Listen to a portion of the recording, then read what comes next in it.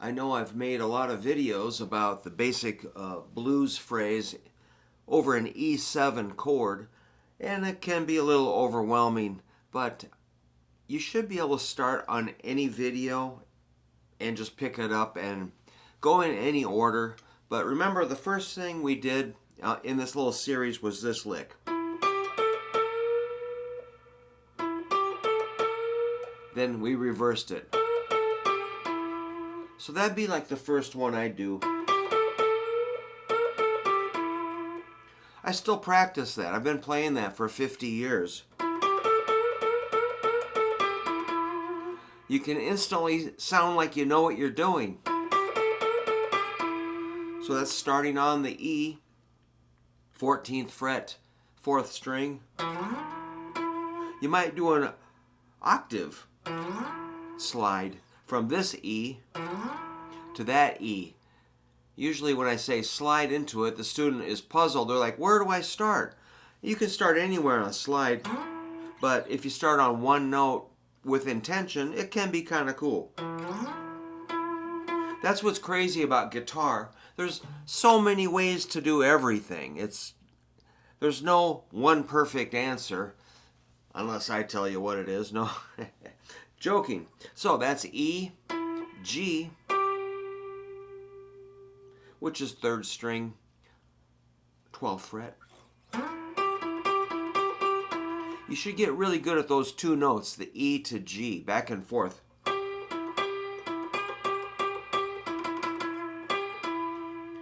E to G. Now the thing about the G, you can wiggle it a little bit. Or just sort of, I think of it as like clay. You can kind of squeeze it. Or model it into a different shape. But that E, you kind of want that stable, because that's your root note.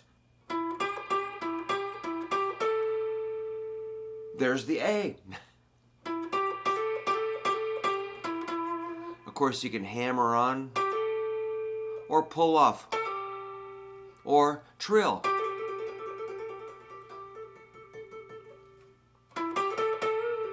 And you can bend that A. Dramatic pause. Sometimes just waiting. You know, I think if you're nervous and you just keep playing and playing and playing, yeah, maybe. But if you pause, make space, imagine like keyboards, drums, bass, horns, garbage cans, sirens, talking, singing, harmonica. Make space and then come back. So yeah, space is just as important as the notes you play. Sometimes just carve out a hole in the center of your phrase.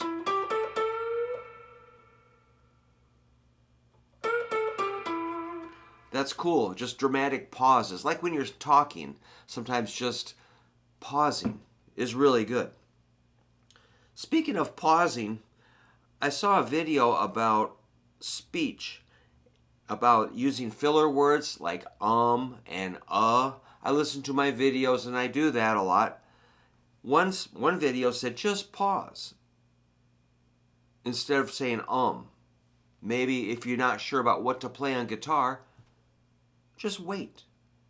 And then you play when it's time.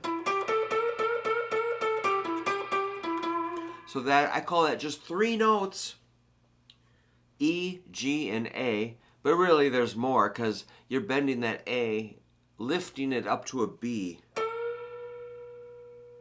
You can get your tuner out and let's just see what that looks like when I go up to, oops. Let's see if I can make, I don't know if you can see that, but I can.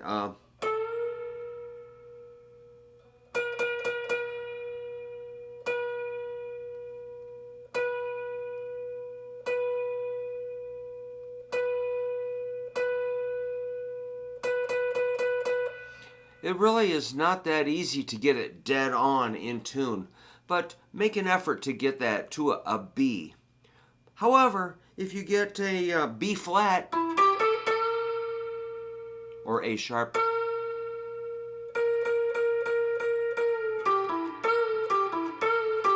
remember A sharp or B flat is part of the E blues scale. So that's your flatted fifth, which is kind of a decrepit, kind of dissonant, kind of dark note. The flatted fifth. That's your B flat or A sharp. If you can't get it all the way up to a B, just go to A sharp. Or the B sounds kind of like, you know, more proper and everything. And hear the difference in the B and the A sharp B? A sharp. Hey, I hit that A sharp pretty good.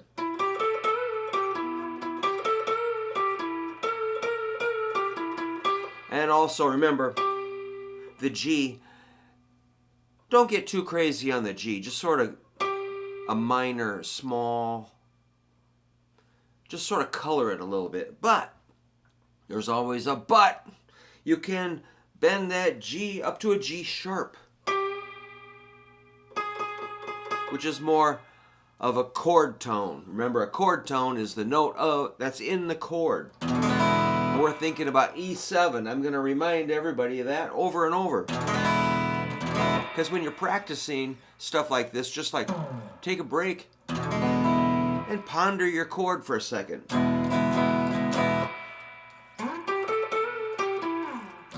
When I'm playing a gig, I'm like, or, and singing and playing this stuff.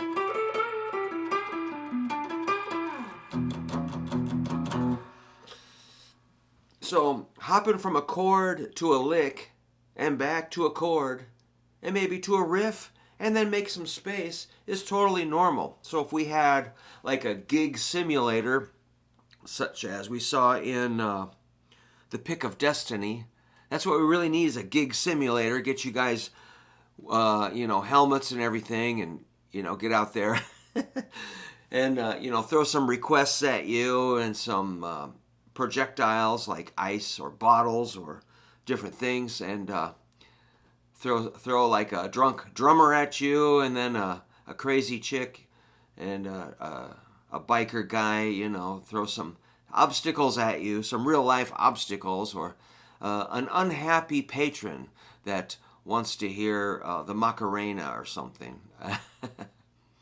But yeah, these are simulations of a gig. Think about going from a chord to a lick to a riff, maybe sing something. Somebody requested or mentioned the song Mystery Train, which is the Scotty Moore, Elvis Presley business. So one thing about that song, it's got that, well, you can think of a train whistle, but the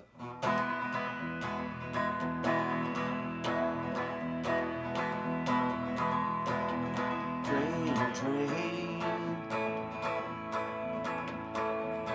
coming down the line, train I ride, 16 coaches long. Well, I love my train, got my baby and it's gone. That's a little bit of a song you could throw some of these blues licks on. So I'm just talking about rhythm for a second, like boom, chicky, boom, chicky, boom, chicky, boom, chicky. Sometimes thinking of a rhythm that you put these licks on top of. But a lot of the things I'm talking about here are kind of slower. Just for my students, I don't want to get all hyper on us here. Let's keep it kind of mellow as far as tempo. But maybe we'll do that, a little bit of that song sometime. But I was just mentioning, somebody mentioned Mystery Train in response to that lick.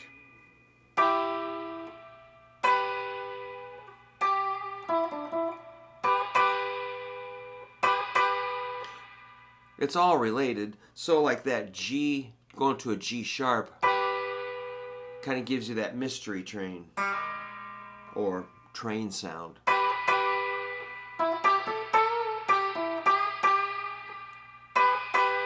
I'm adding a B on the second string. Second string 12 fret B with that G bending.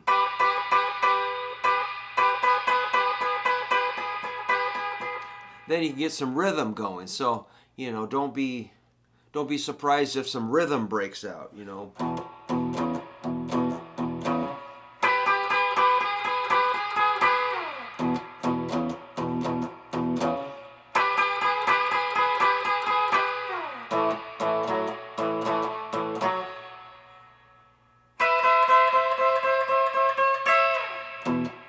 Had to think about it.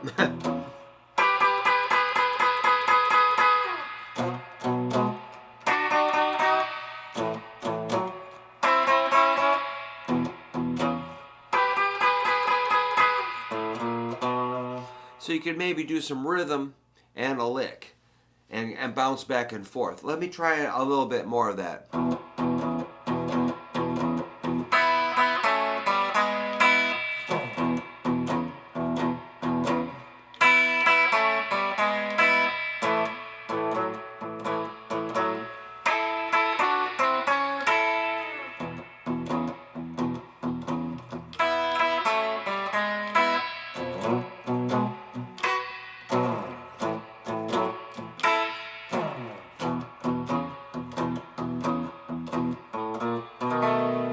Pretty generic blues there I'm playing, I gotta say, but still, it's like a vehicle. Blues is like a vessel that can carry our ideas and bring us what we need.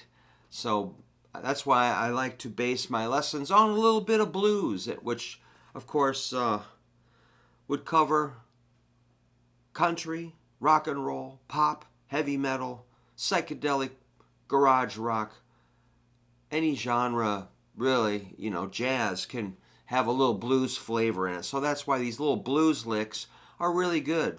I'm not mentioning a ton of songs. I'm just giving you guys little ideas that you can practice. If you find a little piece that you like, just memorize it or write it down. I mean, where's my book? I have my lesson today coming up. I've got my book. I haven't practiced enough, but I did practice last night. So, yeah, you might take your own notes, write your own tablature, transcribe things, even get Guitar Pro software, and then you can write it out and listen to it. It's very fun. And I can send you files. If you get Guitar Pro software, all you got to do is email me, say, Brook, send me some stuff, man. hooverguitar@yahoo.com. Just email me. I'll send you a file of Guitar Pro. You just click on it, open it up. But it's like $69 for the software. I'm not making money off of that. It's just something that I would recommend.